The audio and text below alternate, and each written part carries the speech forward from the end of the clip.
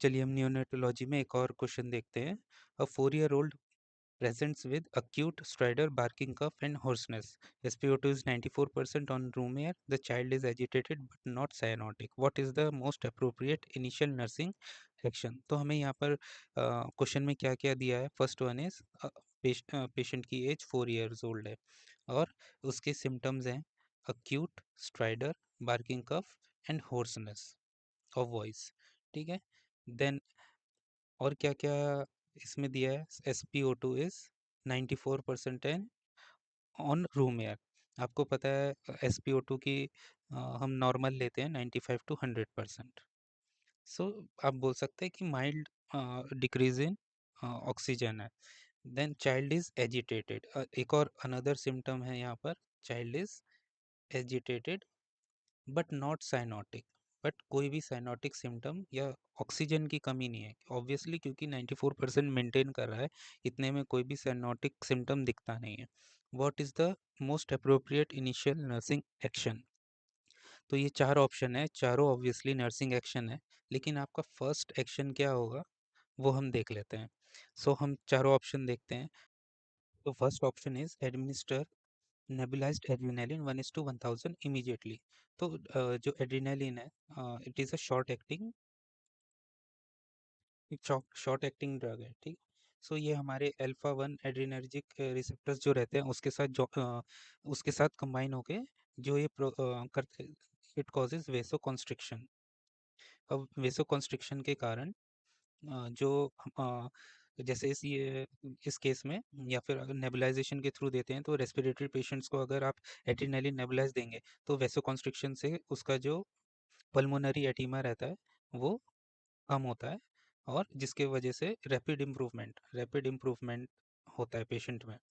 चाहे वो अस्थमैटिक्स हो या किसी में अगर आपने नेबुलाइज्ड एड्रेनालिन दिया होगा तो आपको पता है तुरंत इफेक्ट होता है। फिर भी इफेक्ट के लिए 10 मिनट्स लगते हैं and it last for 2 hours. ठीक है। Then second option is perform immediate intubation. ये तो बहुत ज़्यादा सीवियर, एक तरीके से क्रिटिकल मैनेजमेंट हो गया, इतना तो पेशेंट की कंडीशन लग नहीं रही है। सो ये ऑप्शन तो अभी से रॉन्ग लग रहा है। Then B is keep the child calm, provide humidified oxygen and monitor. Humidified oxygen यहाँ पर क्योंकि 94% SpO2 है, सो 1 to 2 लीटर्स पे दे सकते हैं एंड कीप द चाइल्ड काम। सो दिस इज ये भी एक नर्सिंग इनिशियल, ये भी एक नर्सिंग एक्शन है। And is administer IV dexamethasone. So dexamethasone is a steroid, और ये स्टीरॉयड्स भी इन्फ्लामेशन को कम करने में हेल्प करते हैं, इन्फ्लामेशन को लोअर कर सकते हैं। तो ये चारों ये ऑप्शन सी को छोड़ दें तो तीनों नर्सिंग एक्शन ही है, लेकिन इनमें से सबसे इनिशियल नर्सिंग एक्शन आपका क्या होना चाहिए, इस यही आज का टॉपिक है। तो हम इस पे देखते हैं कि हमारा इनिशियल नर्सिंग एक्शन क्या होगा और क्यों होगा। तो आइए हम डिस्कस करते हैं ये क्वेश्चन के बारे में। तो हमें जो भी सिनेरियोज दिए हुए हैं मैं यहाँ पर लिख देता हूँ। First one is the child is 4 years old। Second is the patient is having barking cough. Uh, Second symptom is hoarseness. Next symptom is stridor. Patient is having stridor. Next thing जो हमें question में दी हुई है कि patient agitated है, agitated और restless. ठीक है। देन अगेन वहाँ पर SpO2 वैल्यू भी दी हुई है, SpO2 इज 94%। ठीक है। And not cyanotic. तो इतना सब चीज़ें हमें इस क्वेश्चन में दिया है। अब हमें पता करना है कि इस पेशेंट को है क्या और हमारा सबसे इनिशियल नर्सिंग एक्शन क्या होगा। तो हम एक एक चीज़ को डिस्कस करते हैं। First one is the patient is 4 years old, ये तो ठीक है। Second is barking cough. ठीक है। तो बार्किंग कफ कब होता है? It is a seal like barking cough. Seal जैसी आवाज़ करता है वैसी आवाज़ आती है खांसते वक्त। तो ये क्यों होता है? It is caused because of inflammation of vocal cords और लैरिंग्स। ठीक है। लैरिंग्स में इन्फ्लेमेशन के कारण जब फोर्स्ड एयर एंट्री होती है जैसे कफिंग के टाइम पे होता है तो वो सील टाइप की कफ की आवाज़ आती है। So barking cough is inflammation of vocal cords और pharynx. Then again hoarseness means मोटी आवाज़ क्यों हो रही है पेशेंट की, it is again caused by inflammation of pharynx, sorry, larynx. Third one is stridor. Stridor क्या है? It is a high pitched sound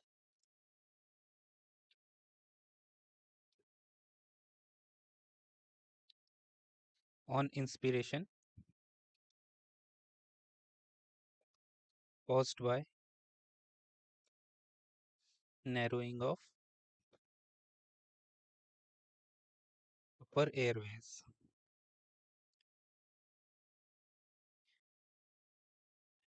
ठीक है, तो अभी ये 3 सिम्पटम जो भी पेशेंट को दिए हुए हैं, बार्किंग कफ, होर्सनेस एंड स्टाइडर, तो ये सब रेस्पिरेटरी सिस्टम या अपर रेस्पिरेटरी ट्रैक्ट के जो ऑर्गन्स हैं उनमें इन्फ्लेमेशन के कारण ये सारे सिम्पटम्स आ रहे हैं।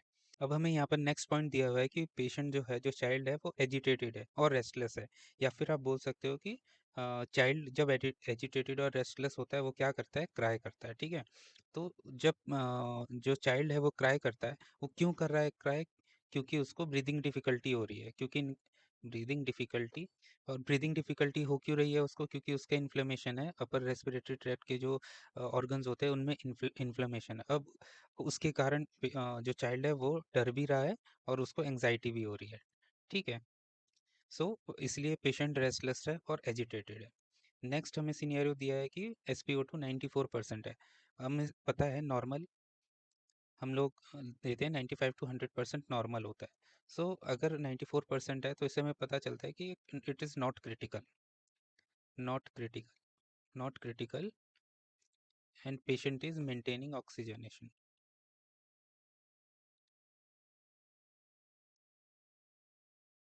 ठीक है, पेशेंट अच्छे से मतलब माइल्डली डिक्रीज्ड है, लेकिन पेशेंट ऑक्सीजन अपना मेंटेन कर पा रहा है। और नॉन साइनोटिक नहीं है मीन्स कि जो इसके एयरवेज हैं, फेरिंग्स, लैरिंग्स एंड अपर एयरवेज में जैसे आता है ट्रेकिया, तो वो ऑब्स्ट्रक्ट नहीं है, नैरोड है एयरवेज बट नॉट ऑब्स्ट्रक्टेड।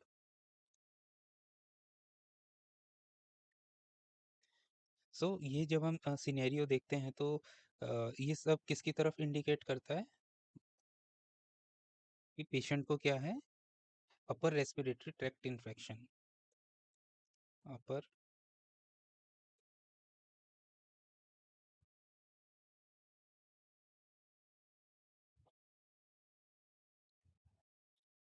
ये जो अपर रेस्पिरेटरी ट्रैक्ट इन्फेक्शन होता है ये मोस्ट ऑफ द टाइम हमेशा क्या होता है, वायरल। इसके रीजंस होते हैं, एक वायरस है जिसका नाम है पैरा इन्फ्लुएंजा वायरस। इसके कारण ये URTI होता है, और इसका दूसरा एक नाम है जो एक कॉमन नेम हम यूज करते हैं, दैट इज वायरल क्राउप।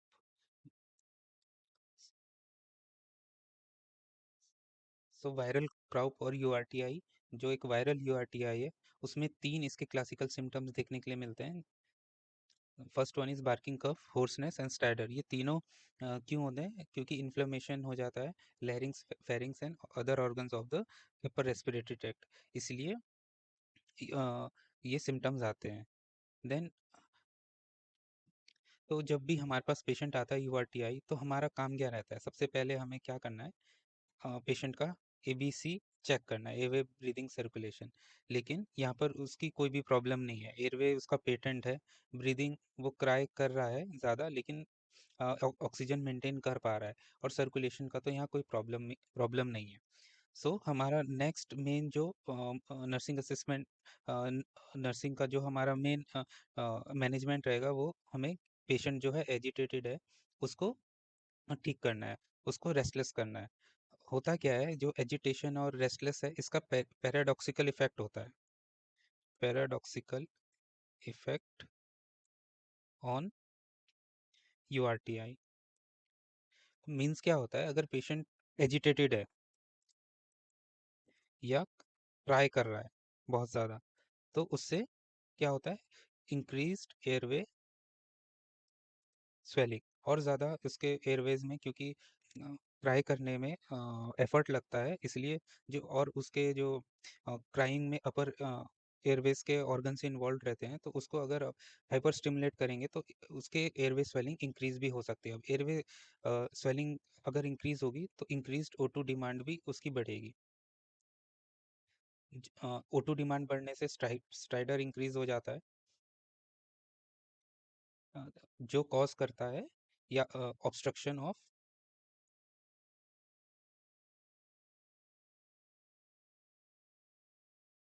ठीक है, अगर पेशेंट एजिटेटेड है और ज़्यादा क्राई कर रहा है और उसके ऑलरेडी इन्फ्लेमेशन है अपर एयरवेज में, सो क्राइंग के कारण जो उसका अपर एयरवेज है वहाँ और स्वेलिंग बढ़ेगी।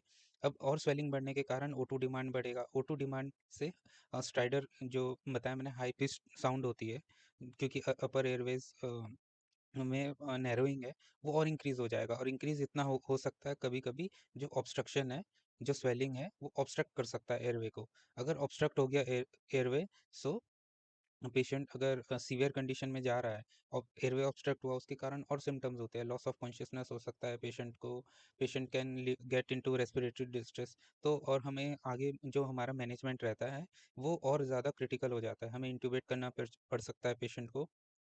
सो उस कंडीशन में ना जाए तो हमें जो हमारा नर्सिंग असेसमेंट मेन रहेगा वो पेशेंट के एजिटेशन, रेस्टलेसनेस या क्राइंग को कम करना होगा। तो यहाँ पर हमें पेशेंट को काम करना है, पेशेंट को काम करना है, जो भी कुछ लेटने के लिए हमें फोर्स नहीं करना है।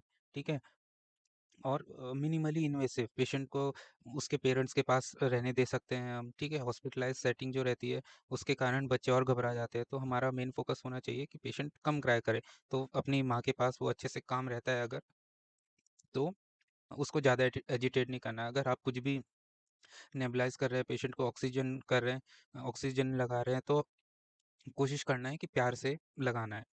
ठीक है, वायरल क्रॉप या अपर रेस्पिरेटरी ट्रैक्ट इन्फेक्शन का जो भी मैनेजमेंट रहता है वो डिपेंड करता है कि वो कितना सीवियर है, तो उसके लिए हमें सीवियरिटी असेसमेंट करना होता है।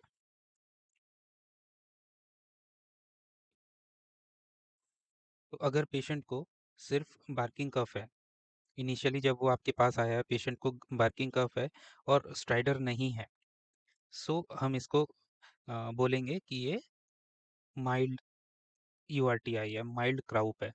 ठीक है, अब माइल्ड क्राउप का जो ये ट्रीटमेंट रहेगा वो क्या रहेगा, सिर्फ ओरल या IV स्टीरॉइड से हम इसको मैनेज करेंगे। देन अगर पेशेंट को इसके बार्किंग कफ एंड के साथ स्ट्राइडर भी है प्रेजेंट, ठीक है, इसको हम बोलेंगे मॉडरेट क्राउप। अब मॉडरेट क्राउप में थोड़ा थोड़ा क्योंकि स्ट्राइडर आया है, सो उसको मॉडरेटली उसका ऑक्सीजनेशन कम होगा। जैसे इस पेशेंट को है, उसका SpO2 94% है, सो इस पेशेंट को मॉडरेट क्राउप है। और मॉडरेट क्राउप का ट्रीटमेंट क्या रहता है, हमें स्टीरॉइड्स के साथ साथ O2 स्टार्ट करना होता है। और ध्यान रहे O2 हमेशा ह्यूमिडिफाइड होना चाहिए। ठीक है, then third is moderate stridor की जगह पेशेंट को अगर सीवियर स्ट्राइडर है या चेस्ट रिट्रैक्शंस हैं, patient is cyanotic, major severe stridor means mostly complete obstruction पे पेशेंट आ गया है, तो पेशेंट को साइनोसिस भी होगा, पेशेंट साइनोटिक है या और रेस्टलेस है, then it is called as severe croup. Severe croup का मैनेजमेंट कैसा रहता है, हमें नेबुलाइज्ड एड्रेनालिन, नेबुलाइजेशन में एड्रेनालिन 1:1000 यूनिट्स का जो प्रपोर्शन रहता है उसमें हमें नेबुलाइज करना है। देन ये स्टीरॉइड्स तो हम दे ही रहे हैं, देन फॉलोड बाय ऑक्सीजनेशन। ठीक है, तो ऐसे सीवियरिटी इसका असेसमेंट होता है और इसका सीवियरिटी के हिसाब से इसका मैनेजमेंट होता है। तो अगर हम क्वेश्चन में देखेंगे 4 ईयर ओल्ड है, acute stridor barking cough hoarseness है, तो उसको क्राउप है, देन SpO2 जो इसका दिया है 94% है, means it is a moderate क्राउप। The child is agitated तो बट नॉट साइनोटिक। तो हमारा नर्सिंग असेसमेंट हम मैंने बताया इसके पेशेंट के चाइल्ड का एजिटेशन हमें कम करना है, क्योंकि इसका पैराडॉक्सिकल इफेक्ट होता है। वो एक तो पेशेंट ऑलरेडी परेशान है, वो और एजिटेट होगा और क्राई होगा तो उसके सिम्टम्स और ज़्यादा वर्स हो जाते हैं। सो इनिशियल नर्सिंग असेसमेंट हमारा एजिटेशन को इसमें करने रहेगा, एजिटेशन कम करने पे डिपेंड करता है। तो अगर ऑप्शन ए हम देखेंगे एडमिनिस्टर नेबुलाइज्ड एड्रेनालिन, जैसे मैंने आपको बताया it is a management of severe croup. Then B is keep the child calm provide humidified oxygen. तो ये वाला ऑप्शन जैसे हमने अभी डिस्कस किया एजिटेशन को कम करने पे है। अगर ऑलरेडी पेशेंट रिलैक्स हो गया और एजिटेट कम हो गया है तो जो आप भी मेडिसिन दे रहे हैं, स्टेरॉइड्स दे रहे हैं, तो वो और अच्छे से इफेक्ट होगा। अगर आप पेशेंट रो रहा है आपको उसके ऊपर से नेबुलाइज करोगे, पेशेंट को स्टेरॉइड्स दोगे, स्टेरॉइड नेबुलाइज नेबुलाइजेशन में स्टेरॉइड्स भी देंगे तो वो कोई काम नहीं करेगा। जो हमारा एक्शन रहेगा वो कीप द पेशेंट काम और ह्यूमिडिफाइड ऑक्सीजन हम उसको दे सकते हैं। देन और भी ये this is the correct answer. हम बाकी भी ऑप्शंस देख लेते हैं। परफॉर्म इमीडिएट एंडोट्रेकियल इंट्यूबेशन, मैंने जैसे बताया ये सीवियर क्रॉप के लिए या फिर ऑब्स्ट्रक्टिव क्रॉप के लिए हम ये मैनेजमेंट हमें इंट्यूबेट करना पड़ेगा। एंड एडमिनिस्टर आईवी डेक्सामेथासोन, देखिए अभी आईवी आप डेक्सामेथासोन दे तो सकते हैं लेकिन ये उतना जल्दी एक्ट नहीं करता।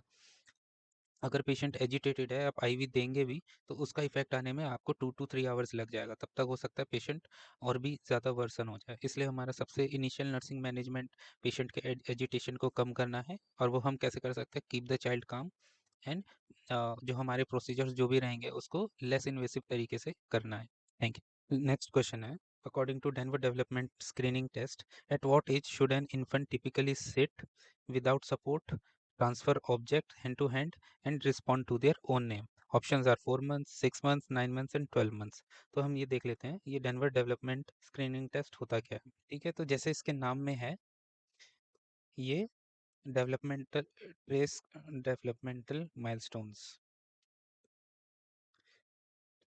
जैसे आपको सबको पता होगा डेवलपमेंट माइलस्टोन्स मीन्स क्या होता है कि एक्सपेक्टेशन होता है, जैसे बच्चा 1 महीने का हुआ तो वो ये एक्टिविटी करेगा, जब वो 6 मंथ्स का होगा वो बैठ सकता है, सिट कर सकता है। ये सब एक डेवलपमेंटल माइलस्टोन्स होते हैं जो एज के थ्रू जैसे जैसे बेबी बड़ा होता है तो ये माइलस्टोन्स नॉर्मल बेबीज में कंप्लीट होते हैं। थोड़ा बहुत प्लस माइनस हो सकता है लेकिन मोस्ट प्रोबेबली ज़्यादातर बच्चे ये इसको फॉलो करते हैं डेवलपमेंटल माइलस्टोन्स को, और उनको एक सर्टेन एज ग्रुप में अचीव कर लेते हैं। ठीक है, तो डीडीएसटी जो है वो birth to 6 years 6 years of age के जो भी डेवलपमेंटल माइलस्टोन्स है उनको ट्रेस करता है।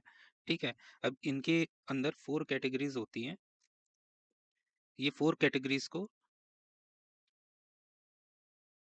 ये डीडीएसटी है, ये सारे डेवलपमेंटल माइलस्टोन्स को फोर फोर कैटेगरी डिवाइड करता है। First one is gross motor milestone. Second one is fine motor. Third है language. And fourth is social or personal milestones. So gross motor क्या होता है? It is gross motor activities में क्या क्या आता है? जो activities that include involvement of large muscles.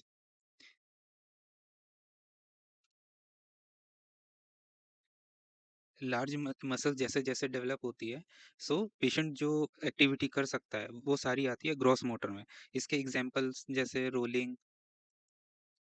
Sitting, crawling, ये सब पेशेंट को ये सारी एक्टिविटीज करने के लिए अपनी लार्ज मसल्स को इन्वॉल्व करना पड़ता है। इसके लिए ये सारे जो एक्टिविटीज है वो ग्रोस ग्रॉस मोटर माइलस्टोन्स के अंडर आती है। फाइन मोटर में क्या होता है? Activities that needs hand to eye coordination,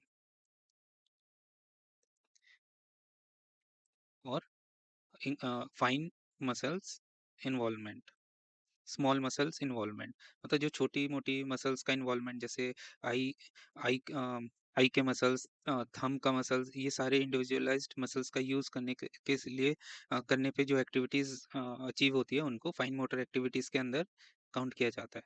जैसे ग्रेस्पिंग, स्वैपिंग, पिंसर इसमें एक स्पेशलाइज्ड आता है pincer grasp.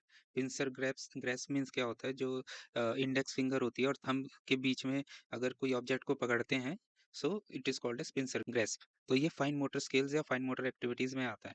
Then language skills में क्या क्या आता है, स्पीच एंड हियरिंग। जो भी स्पीच एंड हियरिंग के माइलस्टोन्स आते हैं उसको लैंग्वेज के अंडर लिया जाता है। जैसे अगर बेबी मोनोसेलेबल माँ पा ऐसे करके बोलता है, या इस एज पे डबल सेलेबल का यूज़ करने लग जाता है, वो किसी एक पॉइंट ऑफ टाइम पे कू करने लग जाता है, बेबल्स या रिस्पॉन्ड टू नेम। तो ये एग्जाम्पल में कूज, बेबल्स,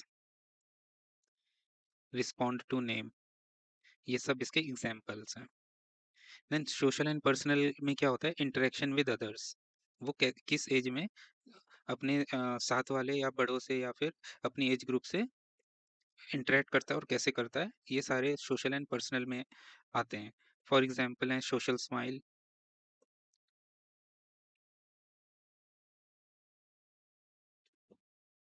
stranger anxiety, waves, bye bye. तो ये सब जो एक्टिविटीज और ये सब जो माइलस्टोन्स हैं, ये सोशल एंड पर्सनल के अंडर कैटेगराइज किए जाते हैं इन डीडीएसटी। मैं आपको बताता हूँ कि ये स्केल या ये जो स्क्रीनिंग टेस्ट है वो दिखता कैसे है। तो मैंने आज आपके ऊपर एक इमेज लगाई है आपकी स्क्रीन के ऊपर, डेवलपमेंट माइलस्टोन्स की। ये एक सिंप्लीफाइड वर्जन है डेनवर डेवलपमेंटल स्क्रीनिंग टेस्ट का। आप ऑनलाइन जाके अगर आप ये सर्च करेंगे टर्म, तो आपको एक डिटेल स्केल देखने के लिए मिलेगा, जो मैं यहाँ पर पेस्ट नहीं कर सकता। सो आप जाके उसको ऑनलाइन देख सकते हैं। तो हम क्वेश्चन पे आते हैं। According to Denver developmental screening test, at what age should an infant typically sit without support. तो सिट विदाउट सपोर्ट ये क्या है, एक ये ग्रॉस मोटर एक्टिविटी है, ग्रॉस मोटर माइलस्टोन है। तो जब आप ये स्केल को कंपेयर करेंगे तो आपको पता चलेगा कि 6 मंथ्स में ये बेबी अचीव कर लेता है। तो क्वेश्चन है कि why can baby sit in 6 months. क्योंकि उसकी जो नेक मसल्स रहती है वो स्ट्रेंथन हो जाती है, जो उसकी बैक मसल्स और ट्रंक मसल्स हैं उनमें भी स्ट्रेंथ इस एज तक 6 मंथ्स तक आ जाती है। और बैलेंस, बेबी बैलेंस भी थोड़ा बहुत बनाने लग जाता है, इसलिए बेबी 6 मंथ्स में ये ग्रॉस मोटर स्किल जो सिट विदाउट सपोर्ट की अचीव कर लेता है। ठीक है। Second is transfer object hand to hand. इसका transfer object hand to hand को हम स्वैपिंग भी बोलते हैं। And swapping is a fine motor skill that involves use of small muscles. So अगर ये आप डीडीएसटी में कंपेयर करेंगे, ये भी बेबी अचीव कर लेता है 6 मंथ्स में। स्वैपिंग क्यों कर लेता है बेबी 6 मंथ्स में, क्योंकि इस 6 मंथ्स की एज में जो ब्रेन है वो इंटीग्रेशन मूवमेंट्स, फाइन मसल्स के जो मूवमेंट है उसको इंटीग्रेट करने लग जाता है। बेबी के जो दोनों बायलेटरल सेरिब्रल हेमिस्फेयर्स हैं वो कोऑर्डिनेट करने लग जाते हैं। Coordination between bilateral cerebral hemispheres in brain. ये सेरिब्रल हेमिस्फेयर्स के बीच में कोऑर्डिनेशन के कारण जो brain starts to integrate movements. So इस वजह से जो स्वैपिंग या फाइन स्वैपिंग जो transfer objects hand to hand है वो बेबी 6 मंथ्स में ही अचीव कर लेता है। And respond to their name, ये भी अगर ये एक रिस्पॉन्ड टू देयर, ये एक लैंग्वेज स्किल है, लैंग्वेज माइलस्टोन है या लैंग्वेज स्किल है। और ये भी आप डीडीएसटी में कंपेयर करेंगे तो ये भी 6 मंथ्स में बेबी अचीव कर लेता है। क्यों अचीव कर लेता है, क्योंकि इस समय तक जैसे मैंने बताया ब्रेन कोऑर्डिनेशन में, ब्रेन जो है वो कोऑर्डिनेट करने लग जाता है। तो जो आप एक ही अगर बेबी को सेम नेम से बुलाएंगे बार बार, तो ब्रेन उस बेबी उस नेम को याद कर लेता है, और जब 6 मंथ्स में जब आप उस बेबी को उस नाम से बुलाते हैं तो वो रिस्पॉन्ड भी करता है। Baby responds to familiar sounds at the age of 6। ठीक है, तो इसका सही ऑप्शन बी है 6 मंथ्स।